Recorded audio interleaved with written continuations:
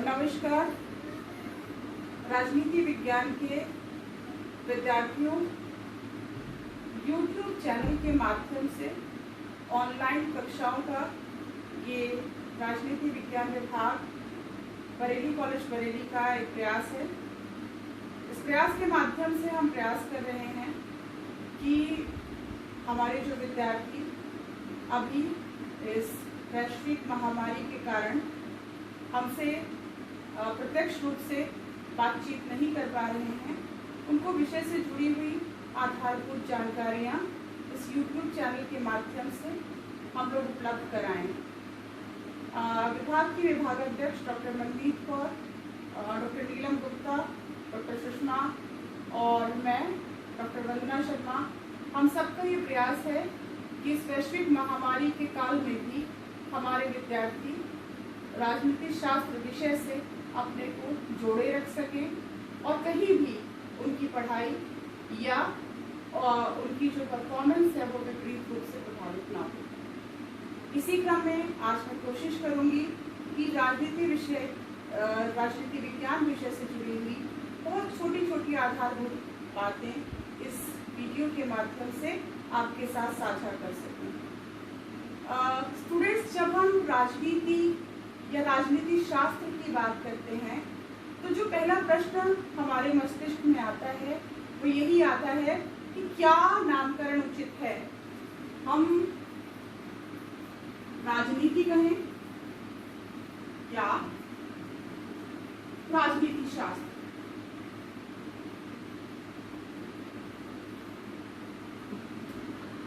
अगर हम ऐतिहासिक दृष्टिकोण से बात करें तो मुझे लगता है कि राजनीति का अस्तित्व उतना ही पुरातन है, उतना ही पुराना है जितना कि मानव सभ्यता का अस्तित्व। राजनीति हमेशा से अस्तित्व में रही है और एक विषय के रूप में राजनीति शास्त्र या राजनीति विज्ञान एक लंबे समय से, एक पुरातन समय से अपने अस्तित्व को जोड़े हुए है। यूनानी सभ्यता की, यूनानी समय की यदि मैं बात करूं तो सबसे पहला नाम आता है राजनीति विज्ञान के जनक अरस्तु का। और अरस्तु को हम फादर ऑफ पॉलिटिकल साइंस जब कहते हैं तो ये समझना पड़ेगा कि अरस्तु ऐसा पहला विचारक था जिसने एक पृथक अनुशासन के रूप में, एक सेपरेट डिसिप्लिन के रूप में राजनीति शास्त्र की कल्पना इस विश्व को दी। और यही कारण है कि हम अरस्तु का एक बहुत बड़ा कंट्रीब्यूशन विषय के संदर्भ में मानते हैं और उसे फादर ऑफ पॉलिटिकल साइंस या राजनीति शास्त्र के जनक की संज्ञा देते हैं। तो ये हम देख पाते हैं कि जो शब्द है राजनीति, ये राजनीति शब्द जो है वो अरस्तु और यूनानी सभ्यता के साथ साथ जुड़ा हुआ है, बहुत प्राचीन है। जबकि अगर राजनीति शास्त्र शब्द की मैं बात करूं तो एक नाम जो शायद उतना प्रचलन में नहीं है, 1789 के फ्रेंच रेवोल्यूशन के बाद एक राजनीति विज्ञानी मैरी वोल्सनक्रॉफ्ट ने राजनीति शास्त्र विषय की संकल्पना या राजनीति शास्त्र शब्द का प्रयोग किया था और उसके बाद ये शब्द निरंतर उपयोग में रहा है। तो अगर हम एक विषय के उद्भव की दृष्टि से देखें तो हम ये मानते हैं कि राजनीति शास्त्र या राजनीति की या इस विषय की संकल्पना उतनी ही प्राचीन है जितनी मानव सभ्यता की संकल्पना है और शुरू से इस विषय को हम पढ़ते रहे हैं, समझते रहे हैं। फर्क सिर्फ इतना है कि अरस्तु के बाद या अरस्तु ने पॉलिटिक्स की रचना करने के बाद इस विषय को एक स्वतंत्र अनुशासन का रूप दिया और मैरी वोल्सनक्रॉफ्ट के बाद यानी 1789 के फ्रेंच रेवोल्यूशन के बाद राजनीति शास्त्र शब्द प्रचलन में आया। आप सभी जानते भी हैं और ये समझना भी जरूरी है कि एक शब्द है पोलिस।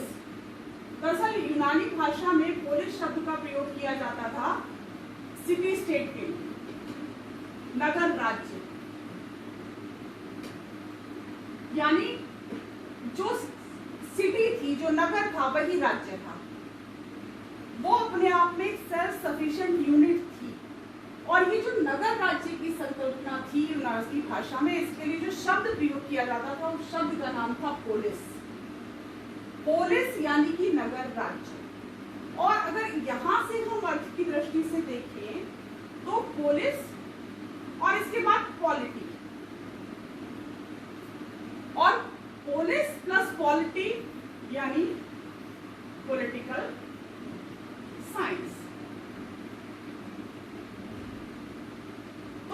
पोलिश शब्द है जिसका प्रयोग नगर राज्यों के अर्थ में किया जाता था, एक ऐसे राज्य जो नगर होते हुए भी अपने आप में एक राज्य का दर्जा रखते थे, वो जो संकल्पना थी एक सेल्फ सफिशिएंट स्टेट की, वो नगरों के संदर्भ में बहुत छोटे छोटे नगर हुआ करते थे। तो वो वहीं से ये पोलिस और पॉलिटी यानी व्यवस्था की अवधारणा आई और पॉलिटिकल साइंस का अस्तित्व सामने आता है। तो ये जो एक विषय की दृष्टि से या संकल्पना की दृष्टि से जो प्रारंभिक काल है, मैं प्रयास कर रही हूँ कि उसकी चर्चा थोड़ी सी आपके साथ आज करूँ। फिर अगर हम पॉलिटिकल साइंस की डेफिनेशन की बात करें और ये समझने का प्रयास करें कि what is the difference between this term politics and political science in recent times, तो इसको समझने के लिए पहले हमको ये समझना पड़ेगा कि वास्तव में राजनीति शास्त्र है क्या। देखिए, सबसे पहले तो हमें ये समझना पड़ेगा कि राजनीति शास्त्र राज्य का अध्ययन है, स्टडी ऑफ स्टेट।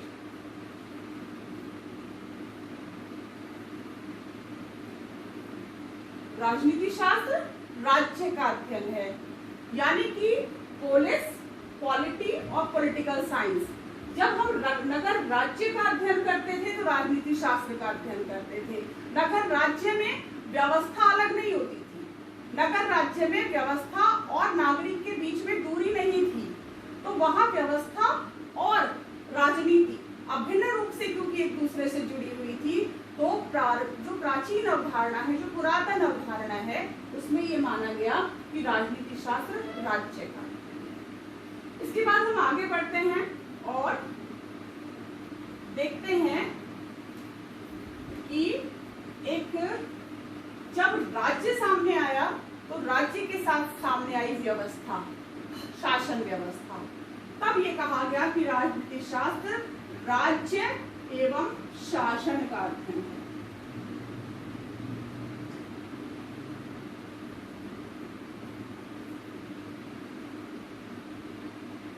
जैसे कि एक प्राचीन विचारक गार्नर भी कहते हैं कि राजनीति शास्त्र का प्रारंभ एवं अंत राज्य के साथ होता है। तो अगर इस दृष्टि से राजनीति विज्ञान को समझने का प्रयास आप करेंगे तो आप पाएंगे कि political science is the study of state and system, यानी जब हम राजनीति शास्त्र का अध्ययन करते हैं तो मूलतः हम राज्य का और राज्य से जुड़ी हुई शासन व्यवस्था का अध्ययन हम इस विषय के अंतर्गत करते हैं। लेकिन जैसे जैसे हम लोग आगे बढ़े, एक नई चीज, एक नई अवधारणा की उत्पत्ति होती है, और वो नई अवधारणा इस अर्थ में कि 1920 के बाद एक नाम सामने आता है चार्ल्स मैरियम का।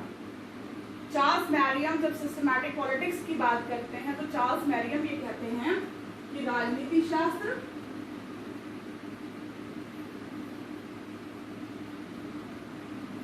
शक्ति एवं उसके लिए संघर्ष का अध्ययन है।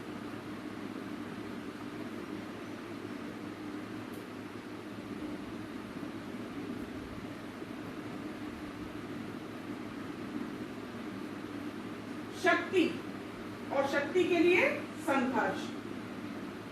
This concept is developed after 1920। 1920 के बाद यह अवधारणा सामने आई, और यह अवधारणा सामने आई जब चार्ल्स मैरियम का एक विचार सामने आया कि जब हम राजनीति शास्त्र की बात करें तो राजनीति शास्त्र बोलता शक्ति और इसके साथ किए जाने वाले, इसके लिए किए जाने वाले संघर्ष का अध्ययन है। चार्ल्स मैरियम के बाद डेविड ईस्टन, और डेविड ईस्टन के बाद कई ऐसे विचारक हुए जिनसे ये धारणा आगे बढ़ी और ये विचार आगे बढ़ता गया। और वर्तमान समय में जब हम पॉलिटिकल साइंस की बात करते हैं तो जो सबसे पॉपुलर नोशन है स्टडी ऑफ पॉलिटिकल साइंस का, वो पावर से जुड़ा हुआ है, शक्ति से जुड़ा हुआ है। तो अगर आप ध्यान से देखें तो this is the gradual development of this subject.